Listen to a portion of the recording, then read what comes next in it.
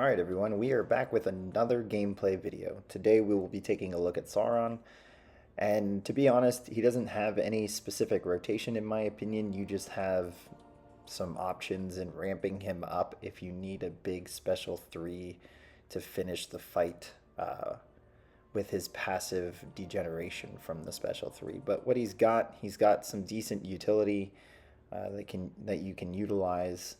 And unlike my past videos, we're actually going to go over a few key champion descriptions in his kit to kind of point out that utility before we go through the really straightforward fight clip that I've got for you. So first thing we'll do is go ahead and take a look at what's always active. So again, this champion's been out, so I'm not going to go through every line. But most notable here is that he's immune to poison and that he takes 95% less damage from bleed. That makes him really suicide friendly, and I noticed a difference big time using him with suicides and without. The clip that you'll see for what I would do playing Sauron is going to be with suicides. And then the other key ability that I want to point out is the light attack there. The light attack has a 35% chance to do 50% burst damage. And the reason I want to point that out is because of this prowess here.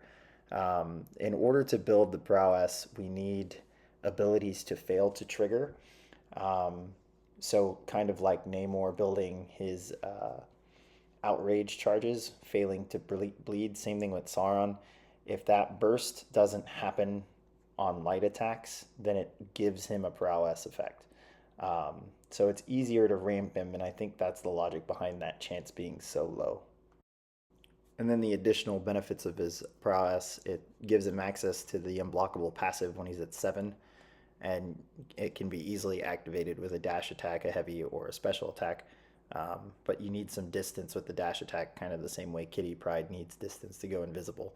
And then at 10 prowess, he has a bleed passive he can place. So if you look over all of his abilities and if you've read over it, he's got a lot of damage over time that is passive.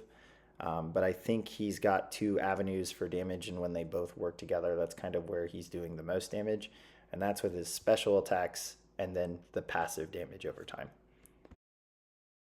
So to add on to that passive DOT, he's actually got a degen passive that comes from extinction mode, 10 prowess, and then make contact with the opponent, and that passive gets placed. And then while that passive is active, you've got a 50% increased potency of your physical burst damage on your light attacks, and then all your personal abilities have 100% chance or 100% ability accuracy. So every light attack is going to have that burst, and it's going to be increased. When that degen ends, all the prowess is removed, but if you use special attack while the degen's running, it pauses it for 8 seconds. So there could be an argument, and in the beta server I don't have class boosts, but there could be an argument that if you can get special 2 to hit hard enough, that you keep a constant uptime of the degen, so that with power back, maybe you can reach special 2 in that 8-second window. But you would have to test that for yourself to figure that out. It'd be a good off-season war test. But anyways, with all that, I'm going to go ahead and show you guys a clip. As I said, there's no specific rotation, so I'm just going to talk through kind of what I'm going for in this clip. All right, so after I read through all of his abilities and played it with him for a little bit, I didn't really have a game plan besides being aggressive and using medium, light combos the entire time to build the prowess.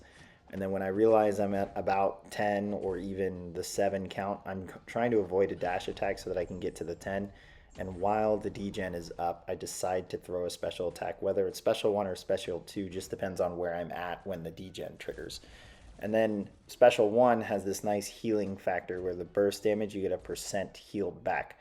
So he's very suicide friendly, especially if you're going to build these extinct prowess with special 1 and never throw special 2. Because you lose pretty much no health from what you can see here, and you recover a lot of it. So he's very sustainable for questing. With special 2, when you use it, it's going to increase the potency of that burst damage. So it's a red fist or an orange fist there, and it's a 100% increase to the burst damage here. But like I said, if you can get that special 2 to hit hard enough with class boosts, there's probably an argument that it puts you close enough to special 2 for an 8-second window to get back to special 2 and just kind of go nuts and sticking with combos in between the special 2s where you're still only doing light attacks. But no specific rotation. If the health pool is large enough and you manage to get to 30 without killing them or knocking them out, then I would approach special 3. And here I'm going to let the extinction degen actually expire so that I can be at 30 and then we're ready to drop special 3. The only thing I'm going to do is build 10 more prowess. And like I said, I didn't want it to expire. So as soon as the extinction procs on Winter Soldier here, we're going to throw special 3. And I think here I try to build some of that prowess through the block so that we don't have to deal with dashing in and triggering the unblockable either. Not that that's a bad thing for the special 3, but yeah, I wanted to keep his power low as well. All right, so we're almost ready to throw special 3. Again, I have suicides on. This is a very suicide-friendly champ. And then the special 3 puts a really big degen on them for how many extinct prowess you have. And we had the max, which is 30. So this is going to tick for 5,000. And then, boom, away he goes. So nothing super special about him. He's just pretty straightforward to play. And then the other thing I want to make note of, or just make you guys aware of, is that his Sig ability, first the increased potency, potency to the prowess is 2% at 1 Sig. It maxes out at 10. So if that special 2 rotation that we were talking about doesn't work on duped, there's a chance that max Sig kind of puts us there. But that's not the big thing of this Sig ability. The big thing is this bleed passive. Since he's resistant to bleed, you can take a lot of bleed type fights, get to that degen passive, and then go bananas trying to trigger bleed to put on this really big passive DOT bleed in 2 seconds. Now Incinerate's on here too, and I really don't quite understand why.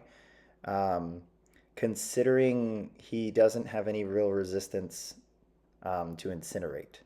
So my only logical thinking there was that maybe they knew Omega Sentinel was coming, and he would be probably a more annoying defender against her or using her in any type of scenario or war. But for the most part, I'm not really sure why the Incinerate's there if you can't reduce the Incinerate damage. But anyways, this is kind of like a cheese Sig ability. It's very specific, but I do like abilities like this where there's either a massive resistance or an immunity, and it deals direct damage to the opponent for it. And I usually think of Mr. Negative in this scenario because not only is he just Fate Seal, Nullify, and Stagger immune, but he also deals damage back to the opponent, and that damage can be modified. So same thing here with this passive bleed. It's just another thing, another passive DOT for Sauron to put on his opponent. So I went ahead and found a slash tires path and decided to kind of showcase both this Sig ability cheese, but also how to utilize the Unblockable, because Unblockable, when you can trigger it without actually landing hits or taking blocked hits, is a really, really good utility. So the node here has slash tires, but it also has Plagued Mine. So it's going to be really difficult for me to reach special 3, which is fine, because what I want to showcase here is the Unblockable, and then that cheese Sig ability at Sig 1. This is just Sig 1 with suicides. So you see all the bleeds we're getting, so it's really easy to trigger bleed here intentionally. And you see me hitting into block a lot. That's just to build this prowess, and now that Unblockable is ready, we're going to utilize the passive. And then now that we're in Instinction mode, we're going to go ahead and dodge back. Now, it didn't work out here where those dash backs are to bait special attacks, but it will later in the video. And I actually took, Black Panther was the first fight on this node, or on this path, and I had fun with it, so I went ahead and did it with Drax to showcase this unblockable. But this is just an example of how unblockable is a utility. If you're thinking of nodes like stun reflect or one eye open or even window of opportunity, if you can't block or parry to create openings, but you can hit into their block to create openings with an unblockable, that is a piece of utility. And then look at this bleed damage. The only downside to the bleed is it doesn't stack. You did see 2 there, but that was because of being at 10 prowess and dashing in. So that would be it would be pretty OP damage if it could stack. But again, this is kind of the extreme. We can easily build bleed when we want on ourselves with this node ability, whereas most fights where you're countering bleed isn't going to work or function that way.